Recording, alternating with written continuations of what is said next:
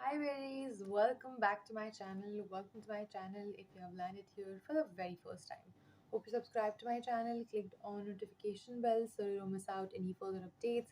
You can also follow me on my Instagram and my vlog channel. दोनों के link होंगे description box में.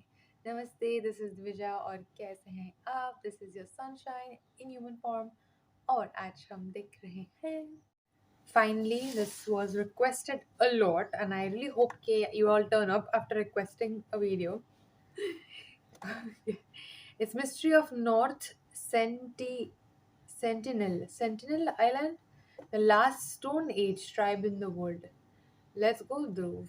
Rathi video हर बार की तरह उम्मीद है वीडियो जाएगा रहेगा मजा आएगा something will learn something new will learn play नमस्कार दोस्तों, नवंबर 2018 में जॉन एलन चाओ नाम के एक 26 साल के अमेरिकन मिशनरी फैसला करते हैं कि ये इलीगली इंडिया के नॉर्थ सेंटिनल आइलैंड पर जाएंगे। इस आइलैंड पर रहने वाले लोगों को हम नॉर्थ सेंटिनलीज ट्राइब का हिस्सा मानते हैं और ये शायद से दुनिया की आखिरी अनकॉन्टैक्टेड ट्राइब है, यानी कि इन्हें बाहर की दुनिया के बारे में ऑलमोस्ट कुछ नहीं पता है। जॉन एक क्रिश्चियन है और ये इस हद तक ऑब्सेस्ड हो चुके हैं अपने धर्म से कि ये इस आइलैंड पर रहने वाले लोगों को क्रिश्चियनिटी का पाठ पढ़ाना चाहते हैं। तो ये एक पास वाले आइलैंड पर पहुंचकर वहां मौजूद एक लोकल मछुआरे को रिश्वत देते हैं 25,000 रुपए की और उसे कन्विंस कर लेते हैं कि वो उन्हें इस आइलैंड पर छोड़कर आए। 14 नवंबर 2018 की रात को ये सफर पर निकलते हैं रात के अंधेरे में, ताकि कोस्ट गार्ड्स इन्हें ना देख लें। अपने साथ ये अपना गोप्रो कैमरा लेकर आए हैं,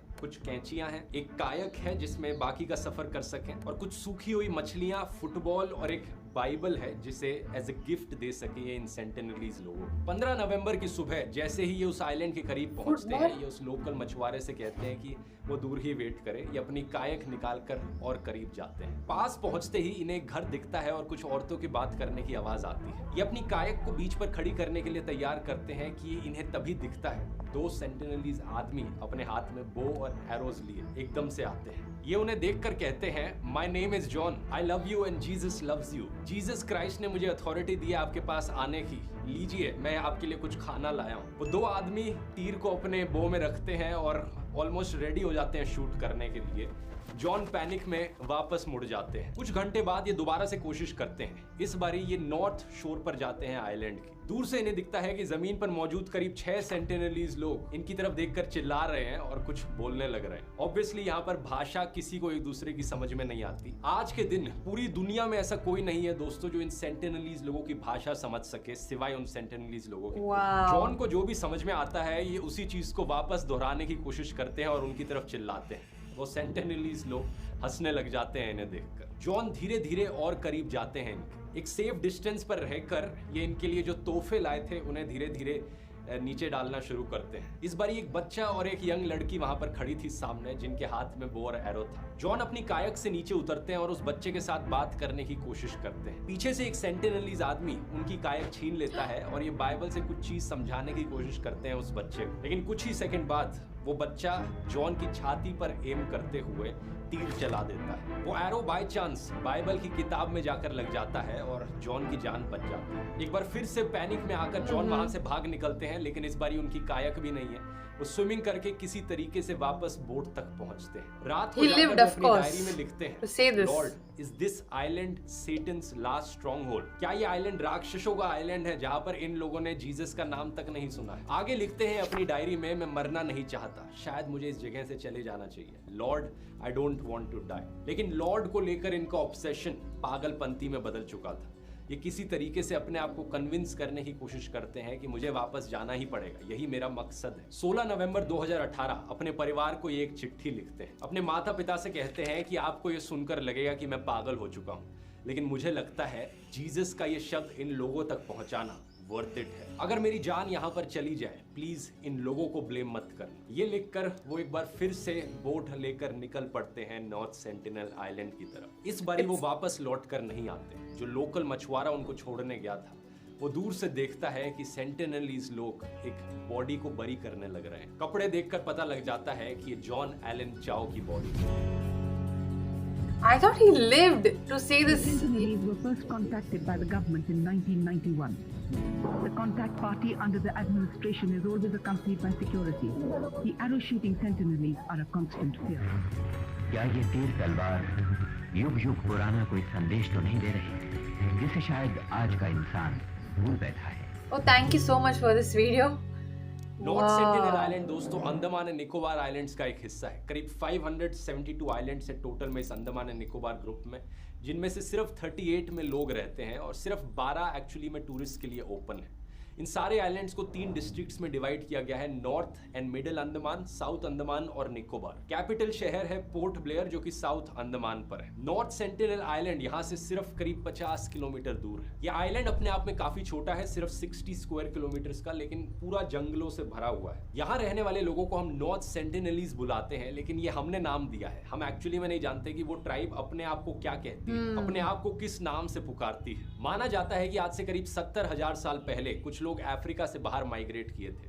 इसे आउट ऑफ अफ्रीका थ्योरी कहा जाता है कि जो पहले मॉडर्न ह्यूमन बींग्स हैं वो अफ्रीका से आए हैं, और ये लोग जो आज के दिन सेंटिनलीज आइलैंड पर मौजूद हैं ये डायरेक्ट डिसेंडेंट्स हैं उन लोगों के जो अफ्रीका से माइग्रेट किए थे। ये पहले ग्रुप ऑफ ह्यूमंस एक्चुअली में ईस्ट अफ्रीका से यमन गए, वहां से पूरा इंडियन सब कॉन्टिनेंट पे चल चल के म्यांमार पहुंचे, फिर south east Asia, east Asia और इवेंचुअली इन आइलैंड्स पर स्प्रेड किए और ऑस्ट्रेलिया तक गए। इन हजारों सालों के बीच जो ह्यूमंस एक्चुअली में middle east, India, south east Asia जैसी जगहों पर जाकर बसे, वो एक दूसरे से मिक्स इन हो गए क्योंकि जमीन एक ही थी। इधर से उधर जमीन के जरिए जाना बहुत ही आसान काम था। लेकिन जो ह्यूमंस इन रिमोट आइलैंड्स पर जाकर बसे, वहां पर बाकी ह्यूमंस के साथ मिक्स इन नहीं हो पाए और बाकी दुनिया से इतने आइसोलेटेड रहे। नॉर्थ सेंटिनलीज ट्राइब के बारे में कहा जाता है कि आज से करीब 10,000 से लेकर 30,000 साल पहले ये लोग इस आइलैंड पर आए थे और तब से ये आइसोलेटेड रहे हैं, बाकी दुनिया से कट ऑफ रहे हैं। इसका मतलब ये भी हुआ कि इन्होंने खेती करनी कभी सीखी ही नहीं।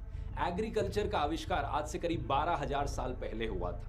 अब आप ये कह लो कि इन आइलैंड्स पर रहते रहते इन्हें कभी जरूरत ही नहीं पड़ी खेती करने की, या फिर इन्हें पता ही नहीं कि खेती जैसी कोई चीज भी होती है, लेकिन इसका मतलब ये हुआ कि ये आखिरी स्टोन एज ट्राइब है। यानी ऐसे लोग जो आज के दिन भी स्टोन एज के जमाने के लोगों की तरह रहते हैं, हंटर गैदरर लाइफस्टाइल जीते हैं। यानी अपने खाने को उगाकर नहीं खाते बल्कि पेड़ से तोड़कर फल खाते हैं, जानवरों की हंटिंग करते हैं और मछलियों की फिशिंग करते हैं और वही इनका खाना है। ये लोग दुनिया की सबसे आइसोलेटेड ट्राइब इसलिए हैं क्योंकि आइसोलेटेड रहना चाहते हैं। जब जब बाहर की दुनिया ने कांटेक्ट एस्टैब्लिश करने की कोशिश करी है इनके साथ, वायलेंस ही देखने को मिला है ज्यादातर टाइम। हिस्टोरिकली देखा जाए सबसे पुराना रिटन रिकॉर्ड हमारे पास अंडमान एंड निकोबार आइलैंड्स का है 2nd सेंचुरी एडी से, जब एक रोमन मैथमेटिशियन क्लॉडियस टोल्मी ने अंडमान एंड निकोबार आइलैंड्स को डिस्क्राइब किया था आइलैंड्स ऑफ कैनिबल्स पुकार के। अब ये डिस्क्रिप्शन इन्होंने एक्चुअली में सिर्फ नॉर्थ सेंटिनल आइलैंड के लिए नहीं दी थी बल्कि पूरे अंडमान एंड निकोबार आइलैंड्स के लिए दी थी, तो हमें नहीं पता कि कौन सी ट्राइब को रेफर कर रहे हैं। इसके बाद साल 673 में एक चाइनीज ट्रैवलर जो सुमात्रा से इंडिया का सफर कर रहे थे, वो भी कहते हैं कि यहाँ रहने वाले लोग इन आइलैंड्स में कैनिबल्स हैं, यानी इंसानों की मीट खाते हैं यहाँ रहने वाले लोग। 8th और 9th सेंचुरी में जो अरब ट्रैवलर्स गए थे उन्होंने भी सेम चीज कही। 11th सेंचुरी में एक मंदिर बना था जिस पर इंस्क्रिप्शन लिखी गई थी राजा राजा चोला वन के टाइम पर। सेम चीज वहां लिखी गई है कि वो इन आइलैंड्स को अशुद्ध मानते हैं और यहाँ पर माना जाता है कि कैनिबल्स रहते हैं। अब स्पेसिफिकली अगर नॉर्थ सेंटिनल आइलैंड की बात करी जाए तो इसका पहला रिकॉर्ड मेंशन किया गया है साल 1771 में, जब एक ईस्ट इंडिया कंपनी का जहाज इस आइलैंड के पास से गुजरता है और वहां मौजूद जो सर्वेयर थे उन्हें इस आइलैंड से रोशनी आती हुई दिखाई देती है। इसका अगला अकाउंट है साल 1867 में, जब एक इंडियन मर्चेंट शिप जो करीब 100 पैसेंजर्स को लेकर जा रहा था उसका एक्सीडेंट हो जाता है इस आइलैंड के शोर पर। जो एक्सीडेंट के सर्वाइवर्स होते हैं उन पर सेंटिनलीज के द्वारा हमला किया जाता है। फॉर्चुनेटली वो बचकर भाग निकलते हैं ब्रिटिश इंडियन रॉयल नेवी की मदद से। ये एक्चुअली में पहला केस था जो हमें देखने को मिलता है जब नॉर्थ सेंटिनलीज लोग बाहर के लोगों को अपने आइलैंड से दूर भगाते हैं और उन पर हमला करते हैं। फिर साल 1880 में मॉरिस विडल पोर्टमैन नाम के एक ब्रिटिश ऑफिसर डिसाइड करते हैं कि वो इन सेंटिनलीज लोगों से जाकर मिलने की कोशिश करेंगे, कांटेक्ट बनाएंगे और इन्हें सिविलाइज करने की कोशिश करेंगे। इस पॉइंट ऑफ टाइम पर ब्रिटिश लोग बाकी अंडमान की ट्राइब से ऑलरेडी कम्युनिकेट कर चुके थे, फ्रेंडली कांटेक्ट रहा था और वो उनके साथ बात भी कर पाते थे। तो ये जब इस नॉर्थ सेंटिनल आइलैंड पर गए, ये कुछ बाकी जो अंडमानीज ट्राइब्स थी उन्हें साथ में लेकर आए उनके लोगों को, ताकि जो सेंटिनल आइलैंड पर रहने वाले लोग होंगे वो कम्युनिकेट कर पाए इनके साथ। पर यहाँ पहुंचकर इन्हें पता चलता है कि बाकी अंडमान ट्राइब्स के जो लोग हैं उनकी भाषा नॉर्थ सेंटिनलीज ट्राइब से इतनी अलग है कि ये एक दूसरे के साथ कम्युनिकेट ही नहीं कर पा रहे। बातचीत करना इम्पॉसिबल है। पोर्टमैन को अपने सफर पर एक बुजुर्ग कपल मिलता है नॉर्थ सेंटिनल आइलैंड पर और कुछ 4 बच्चे मिलते हैं। ये डिसाइड करते हैं उन्हें किडनैप कर लेंगे, अपने साथ ले चलते हैं वापस पोर्ट ब्लेयर में। पता चलता है कि नॉर्थ सेंटिनलीज लोग इतने सालों से बाकी दुनिया से कट ऑफ थे कि जैसे ही ये बुजुर्ग आदमी और औरत पोर्ट ब्लेयर पहुंचते हैं, कुछ ही दिनों बाद इनकी मौत हो जाती है। पोर्टमैन को बच्चों पर तरस आता है ये देखते हुए, और वो बच्चों को वापस उस आइलैंड पर जाकर लौटा देते हैं, उन्हें कुछ हाथों में तोहफे देकर। ये चीज बड़ी लाइकली है कि वो बच्चे अपने साथ वापस ऐसे कीटाणु ले गए होंगे जो कंप्लीटली फॉरेन थे उस आइलैंड के लिए, तो वहां जाकर और लोगों को भी इन्फेक्ट किया होगा और लोग भी मारे गए होंगे। ये पॉसिबल है। जो डिजीजेस हमें मॉडर्न जमाने में देखने को मिलते हैं, हमारी बॉडीज में उनके खिलाफ इम्यूनिटी डेवलप हुई है, क्योंकि सालों भर साल हमारे जो एंसेस्टर्स थे उनकी बॉडीज ने एक्सपोजर सहा इन डिजीजेस का और इम्यूनिटी डेवलप करी। लेकिन नॉर्थ सेंटिनल आइलैंड में रहने वाले लोग पूरी दुनिया से कट ऑफ थे, इन सारे नए डिजीजेस से कट ऑफ थे, तो इनकी बॉडीज में वो इम्यूनिटी नहीं डेवलप हो पाई। ये पोर्टमैन वाला इंसिडेंट माना जाता है कि एक बड़ा कारण है कि नॉर्थ सेंटिनलीज लोग बाहर के लोगों को लेकर इतना वायलेंट क्यों हो जाते हैं, इतना आइसोलेटेड क्यों रहना चाहते। आजादी के बाद दोस्तों इंडियन गवर्नमेंट ने कई एक्सपीडिशंस करी नॉर्थ सेंटिनल आइलैंड पर। साल 1967 में त्रिलोकनाथ पंडित पहले ऑफिशियल एंथ्रोपोलॉजिस्ट बने इस आइलैंड को विजिट करने वाले। ये अपने साथ 20 मेंबर की टीम लेकर गए, जिसमें साइंटिस्ट थे, आर्म्ड फोर्सेस थी, अनआर्म्ड नेवी पर्सनल्स थे और गवर्नर थे। आइलैंड पर पहुंचकर इनकी टीम ने सेंटिनलीज के फुटप्रिंट्स को फॉलो किया करीब 1 किलोमीटर तक, लेकिन इन्हें कोई लोग नहीं मिले। तो ये टीम वापस चली गई और कुछ पीछे तोहफे छोड़कर चली गई इन लोगों के लिए, जैसे कि कोकोनट्स, पॉट्स और पैन्स और बाकी आयरन टूल। 1970 में एक ऑफिशियल रिसर्च टीम गई इस आइलैंड पर और उन्होंने एक स्टोन टैबलेट सेटअप किया, ये डिक्लेयर करते हुए कि north sentinel island Indian territory का हिस्सा है। 1974 में एक इंडियन फिल्म क्रू गया इस आइलैंड पर, जिन्होंने एक डॉक्यूमेंट्री बनाई अंडमान एंड निकोबार आइलैंड्स की ट्राइब्स के ऊपर। इस फिल्म क्रू के साथ एक बार फिर से त्रिलोकनाथ पंडित मौजूद थे और साथ में कुछ आर्म्ड फोर्सेस भी थी। एक बार फिर से इन लोगों ने तोहफे के तौर पर कुछ कोकोनट्स रखे, कुछ नारियल दिए, एक जिंदा सुअर को भी लेकर गए थे ये कि एज अ गिफ्ट प्रेजेंट कर सकें। और ये सारी चीजें इन्होंने शोर पर रख दी और ये फिर थोड़ा सा पीछे हट गए देखने के लिए कि लोग कैसे रिएक्ट करते हैं। कुछ देर बाद कुछ ट्राइबल लोग बाहर निकल कर आए शोर पर और धनुष और बाण से हमला करने लग गए इन लोगों पर। एक एरो इस बारी एक्चुअली में फिल्म के जो डायरेक्टर थे प्रेम वैद्य, उनकी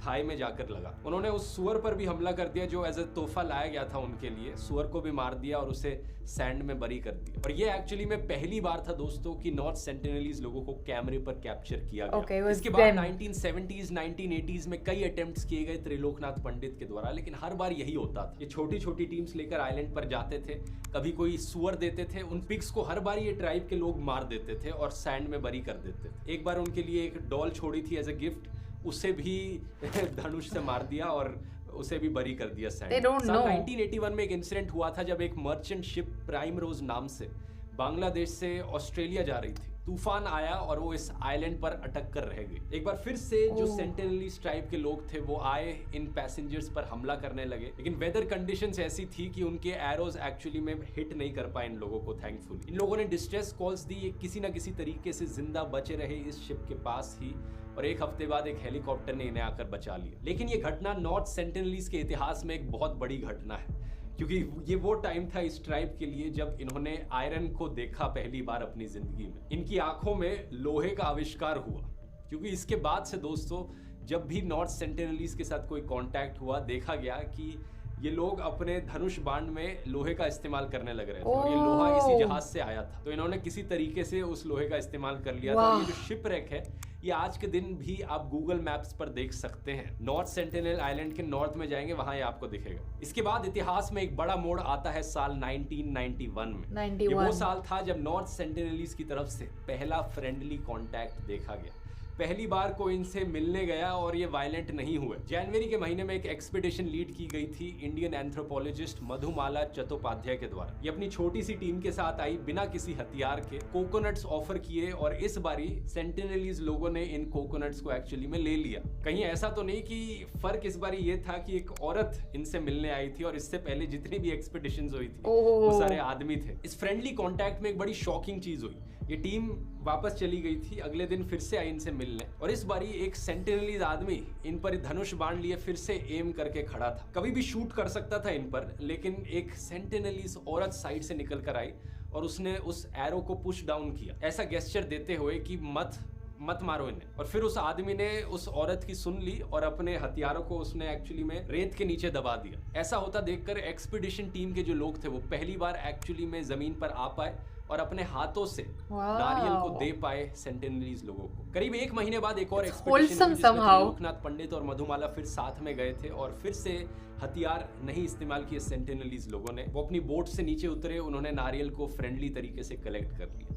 लेकिन ये आखिरी बार था जब सेंटिनलीज लोग इतने फ्रेंडली थे बाकी दुनिया को लेकर। साल 1991 के बाद जितनी भी एक्सपीडिशन हुई, जितना भी कांटेक्ट करने की कोशिश करी गई सेंटिनलीज लोगों को, फिर से वायलेंस ही देखने को मिला। हम ये नहीं जानते कि ऐसा क्यों हुआ, क्यों उस छोटे से टाइम पीरियड के लिए ये सेंटिनलीज लोग इतने फ्रेंडली हो गए थे और बाद में फिर वायलेंट हो गए। नतीजा ये हुआ कि 1997 के बाद इंडियन गवर्नमेंट ने बैन लगा दिया कि कोई भी उस आइलैंड पर अब जा सके। सरकार ने भी रियलाइज कर लिया कि कोई पॉइंट नहीं है बार बार कम्युनिकेट करने का उन लोगों से जब वो खुद ही कम्युनिकेट नहीं करना चाहते। वो अपना मस्त जिंदगी जी रहे हैं उस आइलैंड पर, उन्हें वैसे ही जी लेने दिया जाए। सरकार की पॉलिसी एक आईज ऑन हैंड्स ऑफ की पॉलिसी थी, मतलब हम नजर रखेंगे उस ट्राइब पर, अगर उन्हें कोई जरूरत पड़े मदद की हम जरूर मदद करेंगे उनकी, लेकिन अपने हाथ दूर रखेंगे उनसे। साल 2004 में इंडियन ओशन में सुनामी आया था बड़ा भयंकर। इंडियन कोस्ट गार्ड के ऑफिशियल्स हेलीकॉप्टर से इस आइलैंड के ऊपर निगरानी करने गए कि कहीं ये आइलैंड डैमेज तो नहीं हो गया, यहाँ रहने वाले लोग ठीक तो हैं। उस हेलीकॉप्टर पर रिटर्न में एरोस की बारिश होने लगी और अंदर बैठे ऑफिशियल्स ने रियलाइज कर लिया हम पर हमला होने लग रहा है, मतलब ये लोग ठीक है। सुनामी की वजह से आइलैंड करीब 1.5 मीटर से लिफ्ट अप हो गया था और ट्राइब के लोग काफी हेल्दी दिख रहे थे, तो कोई चिंता करने की बात नहीं थी। साल 2006 में एक अनफॉर्चुनेट इंसिडेंट हुआ जहां पर 2 लोकल फिशरमैन गलती से काफी करीब पहुंच गए इस आइलैंड के और सेंटिनलीज लोगों ने उन पर हमला करना शुरू कर दिया, उन्हें मार डाला। इसके बाद से सरकार ने डिसाइड किया कि एक 5 किलोमीटर का रेडियस होना चाहिए। इस आइलैंड के ऊपर आना तो छोड़ो, 5 किलोमीटर की रेंज में भी कोई नहीं आना चाहिए। सबसे लेटेस्ट इंसिडेंट वही 2018 वाला इंसिडेंट था जॉन एलन चाओ को लेकर, जिसकी बात मैंने वीडियो के शुरू में करी थी।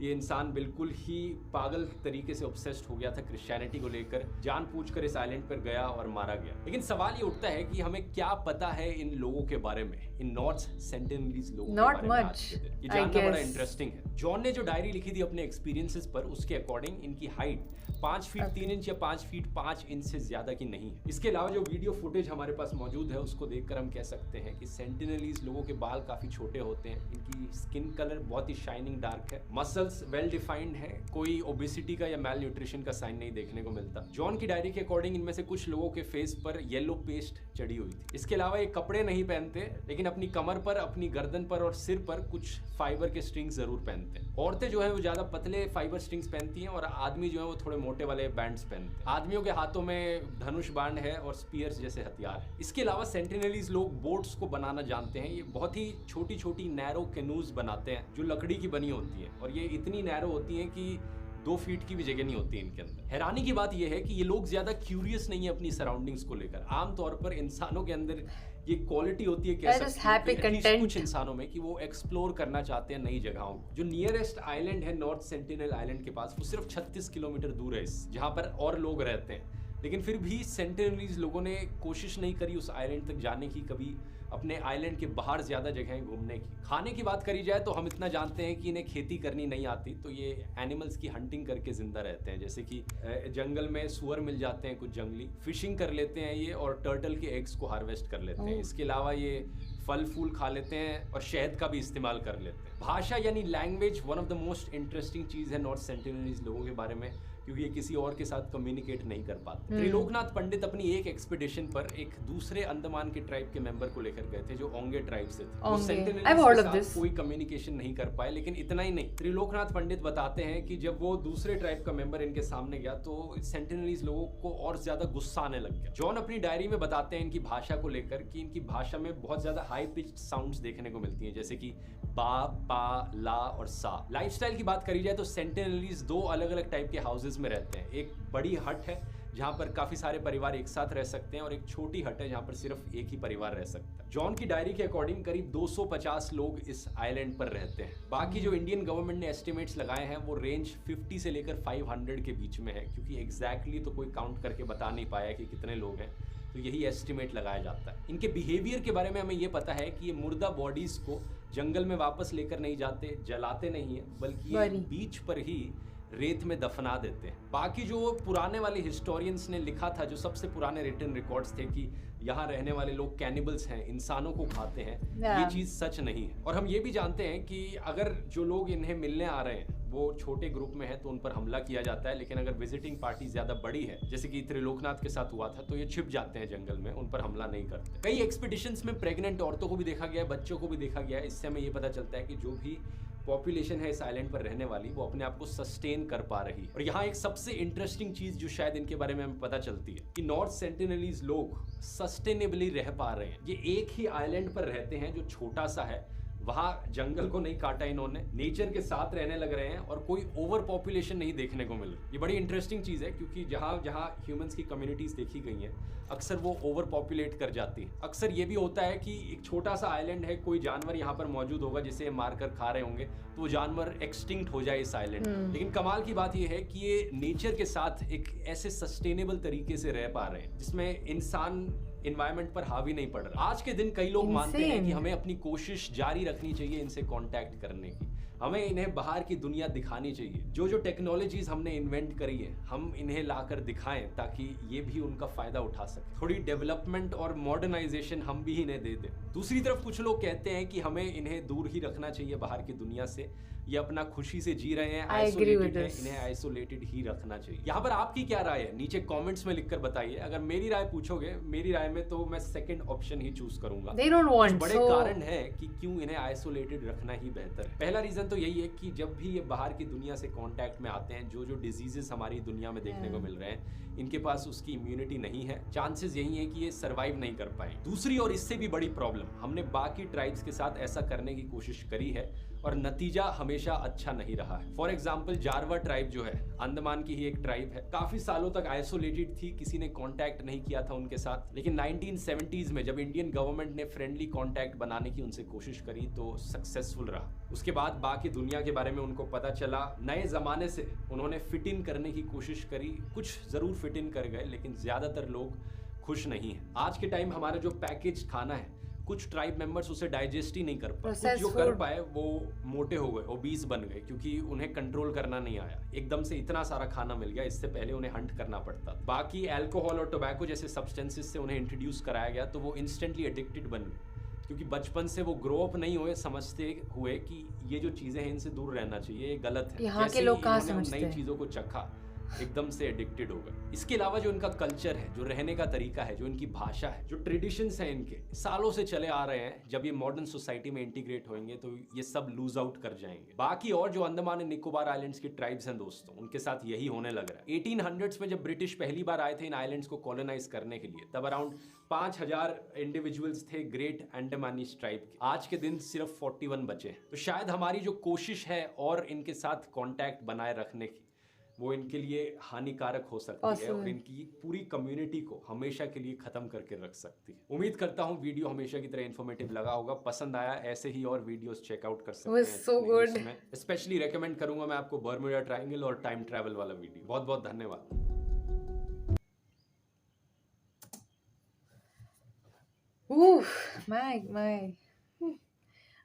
मुझे नहीं याद है कि मैंने इसके बारे में कहीं पढ़ा है, सुना है, neither of it.